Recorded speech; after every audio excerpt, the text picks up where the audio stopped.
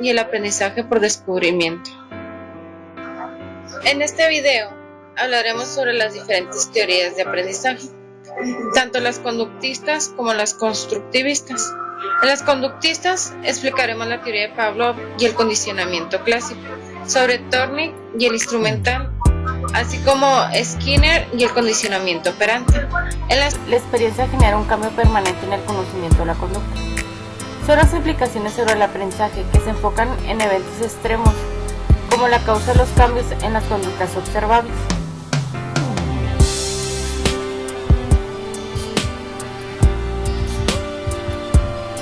Teoría del condicionamiento clásico de Ivan Pavlov. Ivan Pavlov descubrió el condicionamiento clásico en la década de 1920.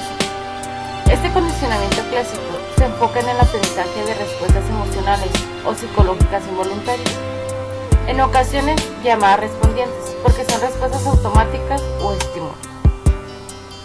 A través del proceso del condicionamiento clásico, es posible capacitar a los animales y a seres humanos para reaccionar de manera involuntaria a un estímulo que antes no tenía ningún efecto. El estímulo llega a producir o generar la respuesta en forma automática.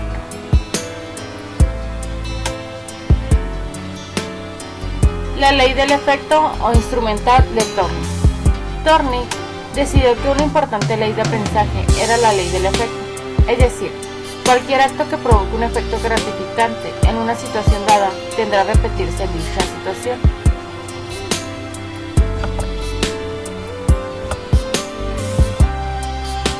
Skinner y el condicionamiento operante. Es la teoría psicológica del aprendizaje que explica la conducta voluntaria del cuerpo en su relación con el medio ambiente, basados en un método experimental.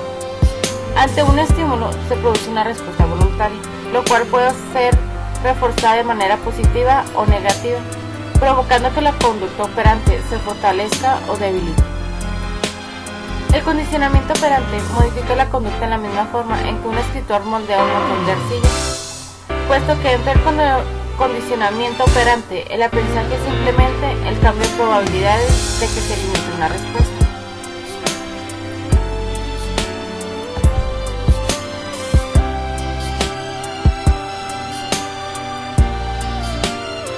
Teorías constructivistas. Es una corriente que afirma que el conocimiento de todas las cosas es un proceso mental del individuo, que se desarrolla de manera interna, pero sobre la base de lo que el individuo obtiene información e interactúa con personas.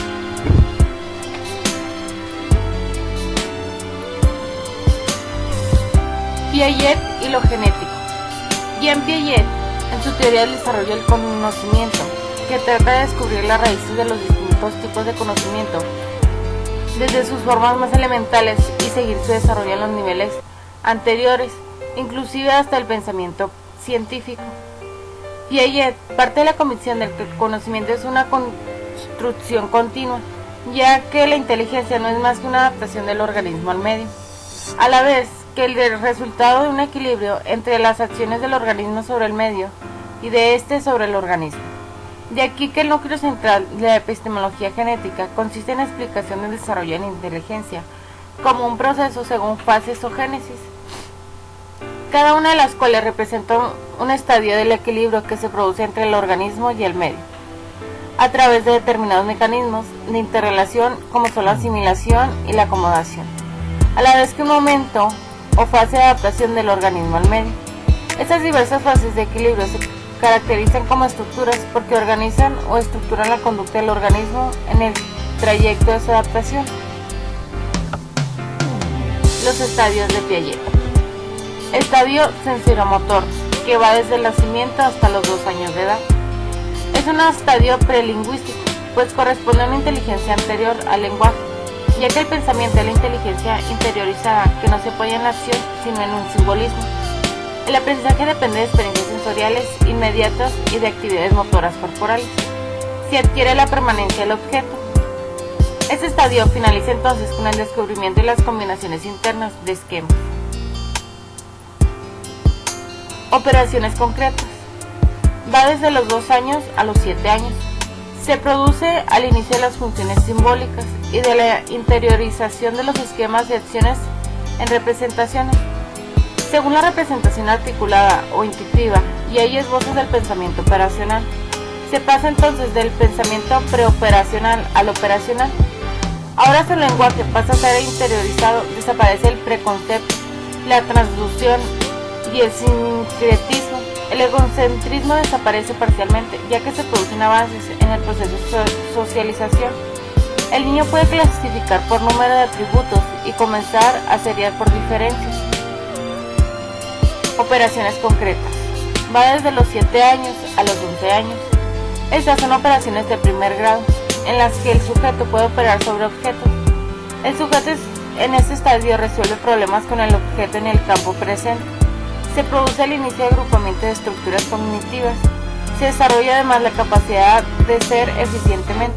Por otra parte, las relaciones sociales se hacen más complejas. Operaciones formales. Va desde los 11 años a los 15 años aproximadamente.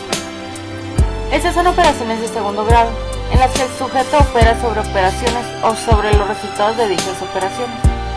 En este periodo se da el máximo desarrollo de las estructuras cognitivas. El desarrollo cualitativo alcanza su punto más alto.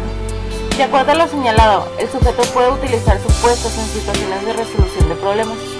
Distingue entre acontecimientos probables e improbables y puede resolver problemas de los tipos mencionados, como así también en aquellos que exijan el uso del razonamiento proporcional.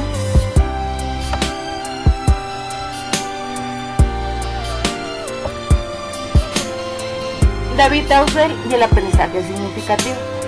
Por aprendizaje significativo se entiende que para entender un concepto tiene que haber inicialmente una cantidad básica de información acerca de él, que actúa como material de fondo para la nueva información.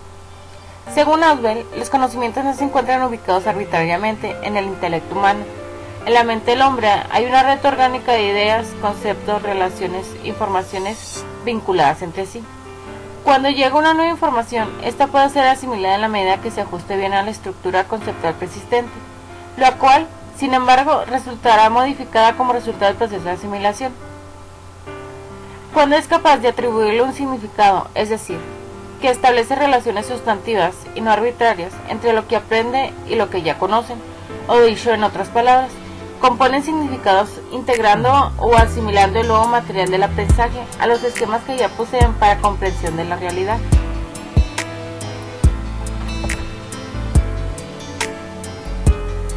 Vygotsky y el constructivismo social. Vygotsky enfatiza la influencia de los contextos sociales y culturales en la apropiación del conocimiento y pone gran énfasis en el rol activo del maestro mientras que las actividades mentales de los estudiantes se desarrollan.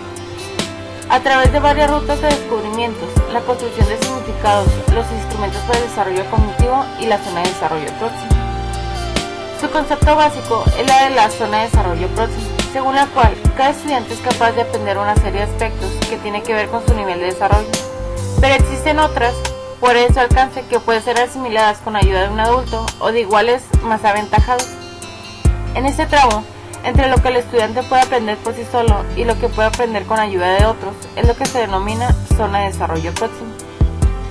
Vygotsky propone también la idea de la doble información. Al depender de toda función cognitiva, aparece primero en el plano interpersonal y posteriormente se reconstruye en el plano interpersonal, es decir, aprende interacción con los demás y se produce el desarrollo cuando internamente se controla el proceso, integrando nuevas competencias a la estructura cognitiva existente.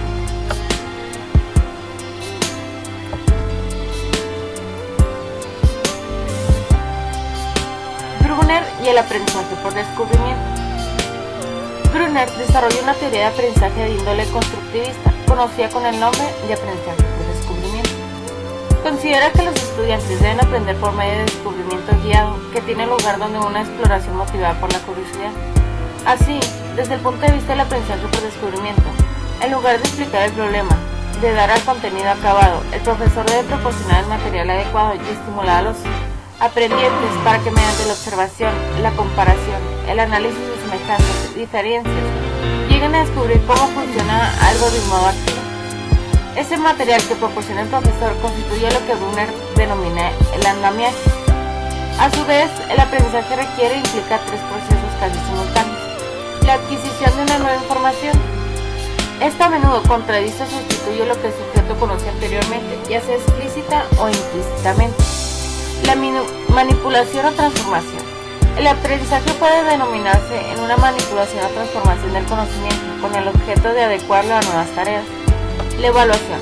Esta tiene por objeto comprobar en qué medida nuestra forma de manipular la información es apropiada para la tarea en cuestión.